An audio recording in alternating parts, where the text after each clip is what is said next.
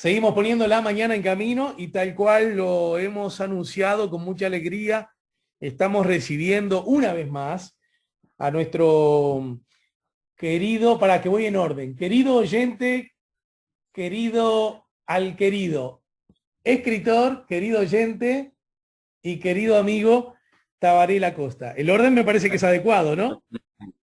Tallerista te faltó en el medio. Ah, es cierto, claro. Bueno, querido escritor, querido oyente, querido tallerista y querido amigo. ¿Está bien así? Es el orden correcto. Es verdad, porque no me canso de decirlo, que el encuentro con Tabaré, bueno, esas peripecias que uno ha armado a lo largo de, en este caso La Mañana en Camino, a lo largo de 15 temporadas, que ha provocado que además de oyentes, bueno, terminara cultivando amigos. Tabaré es uno de ellos, felizmente para mi alegría, para mi honra. Y, y bueno, nació así, que me escuchó un día el programa y bueno, te sumaste al taller que hacíamos con Carmen Galuso en el Espacio Teatro. Por ahí viene la cosa, ¿no? Por ahí viene y de ahí la cantidad de amistades que se siguen manteniendo de ¿Cómo esa no? época. ¿Cómo no? Desde ya. Bueno, y además, entre otras cosas, después yendo a tu biografía propiamente dicho, porque lo anterior tenía que ver con el nexo con este programa. Bueno, cuando nos conocimos, vos ya habías incursionado en la literatura, arrancaste fuera de frontera, según creo recordar, ¿Sí? y, y de ahí en más, no solo no paraste, sino que fuiste profundizando tu vínculo con la literatura. También además estudiando en Quipus, el primer centro de formación de talleristas literarios, y de hecho coordinando tus propios talleres de literatura, ¿no? Sí, sí, sí, sí. Lo tomé como un trabajo, como una actividad en la que tenía que tomar en serio, no como un hobby, empezar a formarme como escritor. Vi que lo primero que había escrito no estaba bien escrito. Empecé la parte de trabajo de corrección, empecé todo eso. Por eso lo de los talleres, a los que le debo lo que hoy soy como escritor, o sea, por lo cual me digo que sé que lo que estoy dando es un buen material trabajado. Son muchos años de estudio, de preparación, de conocer escritores, gracias a vos, en su mayoría, para poder tratar de mejorar lo que uno quiere hacer y hacerlo lo mejor que pueda, sin Tabaré llegar a además, ser. yo les cuento que durante mucho tiempo era un asiduo asistente, participante a los encuentros del taller de escritores a mano en el Teatro del Notariado, ciclo Escritores a Mano que el año pasado obviamente se vio suspendido por la pandemia, pero que de algún modo me, eh, lo he decidido, lo vamos a retomar en alguna plataforma, con algún mecanismo, con algún método, no me doy cuenta todavía bien cuál, Por pero lo eso. vamos a hacer. Y yo siempre tuve la impresión, la verdad que no sé si lo hemos hablado esto, Tabaré, que vos y tu querida esposa, cuando estaban, que era tan frecuente que eso ocurriese, siempre tuve la convicción de que lo hacía, bueno, porque el ciudadano, el ser humano, se veía atraído por el ciclo y por la temática, pero también siempre entendí, tuve la sospecha legítima, que también era una forma de, en tu condición de hombre que estaba dispuesto a seguir incursionando en la literatura, también como escritor, también era una forma de escuchar a otros autores, de aprovechar instancias de intercambio horizontal y democrático, que a eso siempre aspiró ser escritores a mano, y también como una forma de formación y por ende como una forma también de trabajo. Lo tomé siempre como profesores que daban clases. Me alegra que Te pensemos felicito igual. siempre a vos por tu capacidad para hacer preguntas y preguntas que sirvieran no solo a la persona que va a escuchar a una persona hablar, sino que ellos se llegaran a enseñar. O sea, yo aprendí muchísimo con ellos. Así ¿Verdad? como cuando los llevaste a los psicólogos, hice mucha terapia, con los escritores aprendí muchísimo. Y te ahorraste unos cuantos mangos. Sí, sí, me ahorré unos cuantos. Esto que tengo acá, esta es la parte más prolija de mi biblioteca, son solo autores nacionales, de los cuales más de 300 libros están autografiados por los autores. O sea que esta biblioteca a mitad es tuya, porque te lo debo muchísimo a vos todo eso. No, porque además quiero Te decirle digo, que era una cosa cuando que yo yo me decía, muera tienen todo, pero esto, véndanlo bien.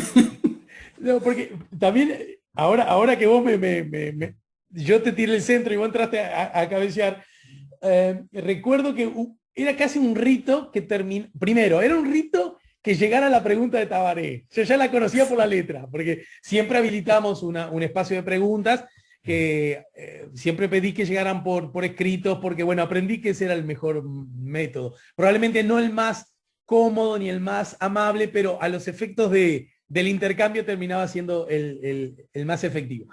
Y entonces la pregunta de Tabaré, una por lo menos, siempre llegaba. La letra de Tabaré yo ya necesitaba llegar al final para saber qué era de él. Esa es una cosa. La otra cosa que formaba parte del rito en esos encuentros era que Tabaré siempre se la rimaba al autor con un libro, o bien que Tabaré ya tenía de ese autor, o que bien se les había ingeniado para obtenerlo, o incluso que lo había ganado en el sorteo que hacíamos al final de la charla, ¿verdad?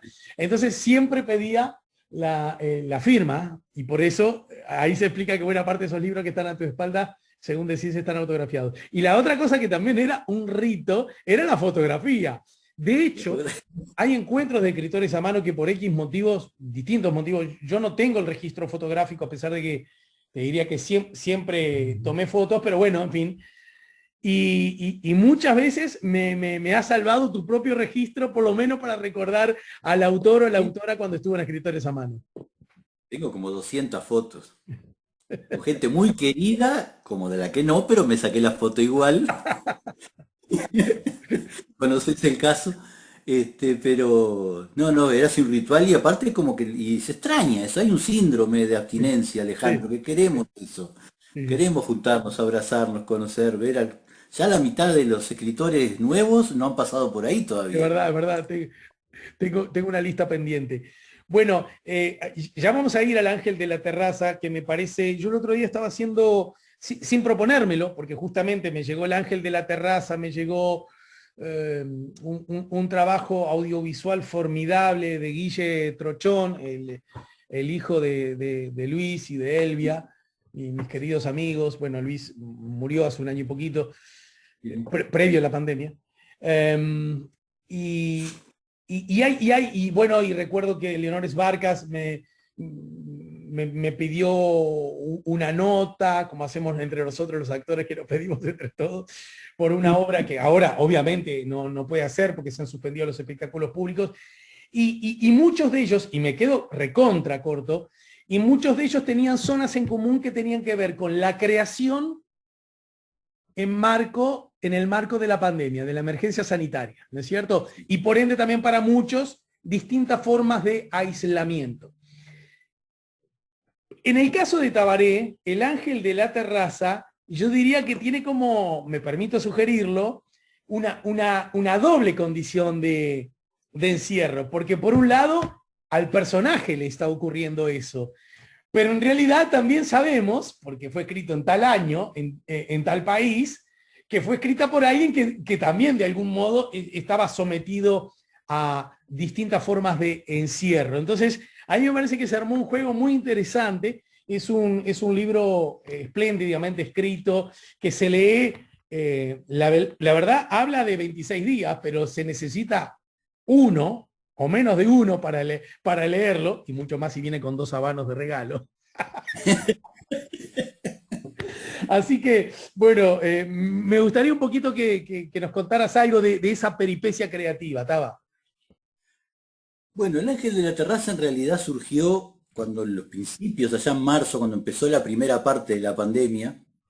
este, Nosotros estábamos volviendo de La Paloma y llegamos acá a encerrarnos a casa con la Gaby Gaby, con mi señora, y me surgió todo esto. Yo en realidad me salió de un tirón, así como se lee de un tirón, a mí me salió la estructura de un tirón entero, y tratar de ver los modos de escapismo que una persona podía llegar a tener cuando está aislada. Puse el protagonista un joven de 30 años porque tenía más vivencias y más necesidades que la que un veterano de 60 y pico adentro de una casa, porque toda su vida social, sexual, su vida afectiva, es distinta a lo que hoy día uno hoy puede llegar a extrañar, para ponerlo más al límite a ese personaje. Claro. Y claro, los ubiqué en ese ambiente, no es la pandemia, no es el COVID, no es hoy Montevideo en esa situación, sino que es una peste general, la enfermedad es diferente, pero tiene otros síntomas, el contagio es diferente, pero lo puse todo en situaciones al límite.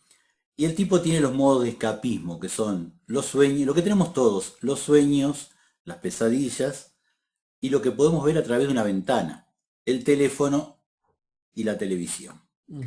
La televisión que lo está enfermando más, él decide cortarla. Con el teléfono empieza la relación esa de que se da cuenta que nadie llama a nadie porque estamos todos ya metidos en esa apatía. Y lo que le va quedando al tipo son sus sueños, sus recuerdos y lo que ve a través de las ventanas del edificio de enfrente. De ahí que el ángel de la terraza, porque él está en la terraza y donde ve todas esas pantallas enfrente de él que le muestran otras vidas, otras cosas y otra gente que está viviendo lo mismo que él en situaciones diferentes. Y bueno, eso es un poco la relación de este libro. Es a través del escapismo de los sueños, por ejemplo, él tiene recuerdos que nos cuenta cosas de cómo era él antes de esta situación, Sí. pesadillas, los miedos que va teniendo, cómo los resuelve. Y bueno, y cómo se terminan a cosas que son tan sencillas o elementales a convertirse en cosas muy importantes en la vida de una persona. O sea, una Ujú. caricia en una mano, que es algo que pasa a ser fundamental, que en otro momento es lo normal, un saludo, un abrazo, una conversación, ese tipo de cosas que son tan simples que a veces cambian los valores, que se alteran en una situación así de encierro o de aislamiento social, como le decimos ahora.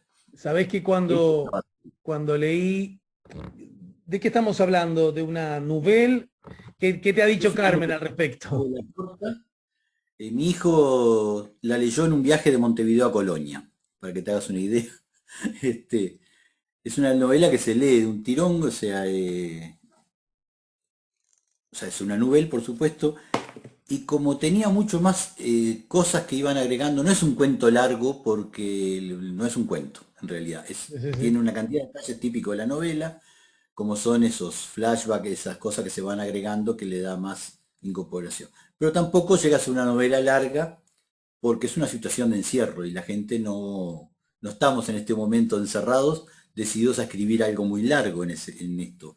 Entonces, eso es lo que es el ángel, es un vuelo, un pasaje por la vida de una persona, de un muchacho, a lo largo de 20 y pico de días, en esa situación.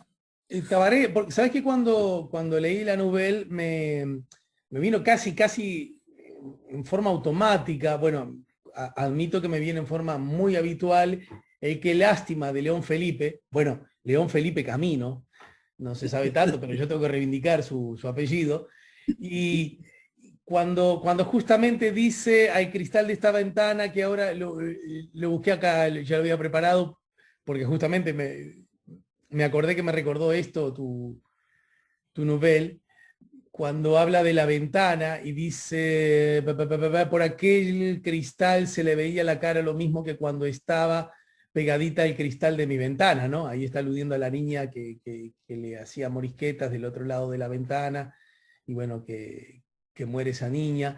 Entonces dice el poeta, al cristal de esta ventana que ahora me recuerda siempre el cristalito de aquella caja tan blanca, todo el ritmo de la vida pasa por ese cristal de mi ventana y la muerte también pasa, ¿no? Esta idea, una vez más presente en el arte, una vez más presente en la literatura, que la ventana, ¿verdad? Como objeto arquitectónico, pero también como gesto simbólico, conceptual, es la forma que tenemos los humanos de mirar el afuera para también encontrarnos a nosotros mismos, ¿no? Bueno, nuestra común amiga, ahora lo asocio, Anabela Balduvino, en el taller Aquelarre, a través del taller Aquelarre, el año pasado convocó al público en general, los oyentes de la mañana en camino, por supuesto, entre ellos, gente vinculada a la fotografía y gente que nunca hubiese estado vinculada a la fotografía, que tomaran fotos desde la ventana de su casa, ¿no? Esta especie de barrera, frontera que separa pero también une. Yo participé durante un mes de Sí, esa sí, me consigna acuerdo, me acuerdo. y fui agregando a medida que podíamos empezar a salir, agregar algunas un poco más externas, pero siempre desde dentro del jardín de casa. El humor, Con mucha... el humor ha estado presente, bueno, en general está presente en tu obra y también hay una mirada crítica, irónica, Bueno, sí, por supuesto, dolorosa, ácida, pero todo con cierta capa de humor, ¿no es cierto? Con cierta pátina de humor, ¿verdad? Sí, es lo único que nos va quedando que nos puede terminar de salvar de toda esta situación, es el humor. Me levanto, no insistí, me levanto con una extraña alegría, cantando y amagando a bailar. Por supuesto que esto se debe a que estoy solo y aburrido. Si estuviese frente a alguien, jamás osaría hacerlo. Trato de imaginar cómo me verán desde las ventanas del edificio de enfrente. ¿Los conejos me conocerán por un apodo? La gorda de los gatos, ¿le hablará de mí? Esta noche les preguntaré, aunque sé que no irán nada, que no oirán nada. El día pasa entre textos y bostezos. Cancelaré el cable, pues hace años o unos días que no lo uso. Ya no sé. La vista de mi observatorio es un show exclusivo en un 3D y mucho más entretenido que ver imágenes de un virus flotando y gráficas de muertes y de internados en una pantalla plana. Llamo a la empresa del cable para dar de baja el servicio. Señor, estamos regalando los paquetes para adultos. No, ya tengo suficiente porno, gracias. Esta vecindad es más variada y no hace tanto ruido. Bien, eso a propósito del ángel de la terraza. Dijiste que lo armaste casi de un tirón, estamos casi besando el final. Y, y después, porque todos sabemos que aún cuando la surge, todos sabemos, Aramos dijo el mosquito, sé que cuando a veces la cosa surge de un tirón, bueno, después necesitan un laburo posterior, ¿no? Escribí en 3, 4 días la estructura, pero tuvo 6 meses de trabajo armado para hacer las coincidencias. Todos esos pequeños diálogos que aparecen al principio de cada capítulo son diálogos casi reales, o sea, la mayoría los he escuchado yo en este tiempo o en días anteriores, que es a través de los cuales conocemos también mucho de lo que el protagonista escucha, pero que no ve, ¿tá? Como dice Carmen Galuso, y que lo compara con lo que él ve desde la terraza de los otros apartamentos, pero que no escucha. Entonces permite que armemos esa complicidad entre porque él empieza a decir, a pensar qué es lo que están diciendo, qué es lo que están sintiendo los demás. Cuando ahí comentan eso que leíste, la gorda de los gatos, me verá, los conejos, son todos personajes que van Claro, apareciendo, que son personajes de la novela, que nunca llegan a hablar, pero sí obvio. el protagonista les pone voz, acciones, intenciones a todas esas cosas. Y ahí es donde se empieza a armar toda esa relación. Lo mismo que con los diálogos, esos que vienen de afuera. Eso fue un aporte brillante que hizo Carmen Galuso de Rumbo Editorial, acerca del detalle ese de cómo hace ese juego de palabras, de hechos, de imágenes, desde una terraza. Para que ahora me hiciste acordar cuando canta ópera, para que me vino a la cabeza. Quiero, acá encontré. Eh, Nessun dorma, Nessun dorma, ¿no? Está Turandot, ¿verdad? Sí, sí. Entonces, está transcripto el texto, obviamente, y y por ahí aparece un diálogo en el que se puede leer, cállate la boca, deja dormir. Señora, estoy regalando un concierto, soy tenor del Sodre. Muchas gracias, mándamelo por mail. Eso se escuchó. O sea, eso son cosas de los videos, los primeros videos cuando todos salían a las Sí, cuando ventanas y todo el mundo... uno se escuchó que Roberto Quintana lo mandó de uno en Argentina que hacía algo así también. Y por eso lo agregué ahí porque me encantó ese No, diálogo. claro, porque te acordás que en aquella época veíamos mucho video, mucho generado en Europa, ¿no es cierto? En el que, bueno, allá había conciertos, músicas, encuentros, etcétera, etcétera. Siempre digo, ¿no? Que alguna vez tendríamos que razonar sobre eso, reflexionar un poco más. Ha pasado como debajo del radar. El año pasado, en el arranque, salíamos sistemáticamente a las 9 de la noche para aplaudir al personal médico.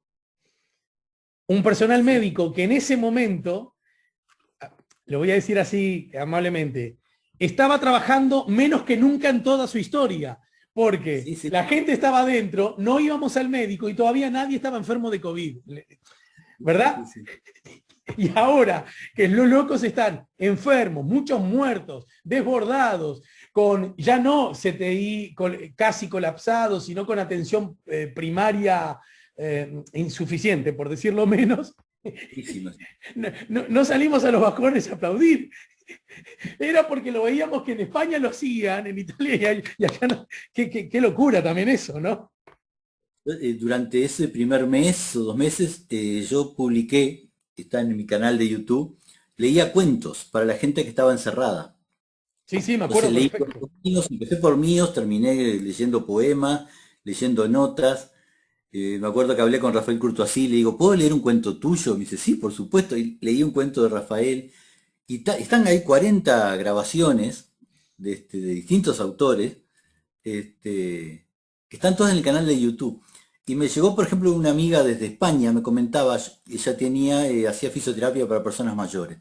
Yo le paso los cuentitos tuyos, no sabes cómo le gustan. Esa cosa que uno no tenía ni idea cómo llegar a gente tan lejana. Claro, claro. Y cuando acá ya al final veía que no había muchas visualizaciones, me llegaban los comentarios desde España.